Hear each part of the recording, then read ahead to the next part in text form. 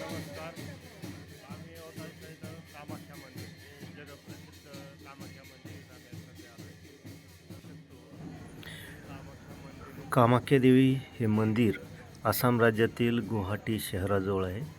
हे तीर्थक्षेत्र म्हणजे जगप्रसिद्ध असं देवीचं शक्तिपीठ असून या ठिकाणी मंदिराच्या गाभाऱ्यात विजेचा प्रकाश नसलेल्या ठिकाणी देवीच्या योनी रूपाचं दर्शन होतं.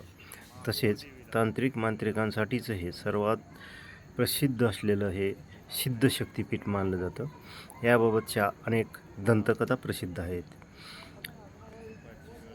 या मंदिराच्या बाबतीत असंही म्हटलं जातं की हे मंदिर जूनमध्ये गर्भगृहाचे दरवाजे बंद राहतात. सतीने असंही म्हणतात की सतीने स्वतःला दहन करून घेतल्यानंतर तिच्या योनीचा भाग या ठिकाणी पडला.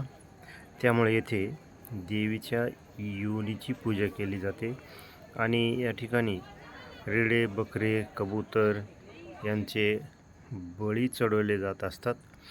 त्याचबरोबर या ठिकाणी रोज जगभरातून हजारो भाविक या ठिकाणी येत असतात आणि इथं मोठी गर्दी त्यामुळे पाहायला मिळत असते. पहाटेपासूनच लोक रांगा लावून बसतात. इथंच जवळच्या परिसरात वशिष्ठ ऋषींचं तपोभूमी आहे आणि त्या तपोभूमीच्या परिसरातच म्हणजे मंदिराच्या पाठीमागच्या बाजूला एक छोटीशी नदी वाहत असते. या नदीच्या जवळून आम्ही फिरत असताना नदीत एक छोटीशी महादेवाची एक पिंड एका दगडावर ठेवलेली होती आणि त्या पिंडीजवळ जिवंत नाग बसून होता.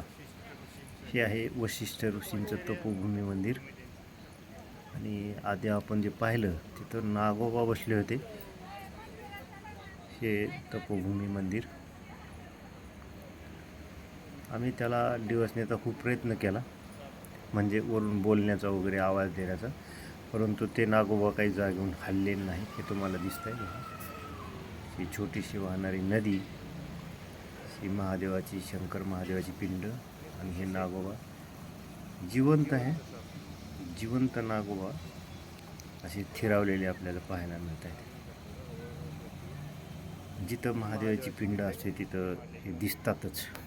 आम्ही 2-3 दिवस मुक्काम केलेल्या 5 स्टार हॉटेलमध्ये काही आमच्या सहप्रवाशांनी, यात्रेकरूंनी फोटोचा आनंद घेतला आणि इथं आम्हाला असे जुन्या काळातील संवाद वहन करण्याचे जी साधनं आहेत, संवाद साधण्याची जुनी साधनं, त्यांना ती अशी जपून ठेवलेली आम्हाला दिसली. प्रवेशद्वारातून आत गेल्यानंतर, मोठ्या हॉटेलच्या या प्रवेशद्वारातून आत गेल्यानंतर समोरच्या भागातच हे ठेवलेले दिसले. नमस्कार.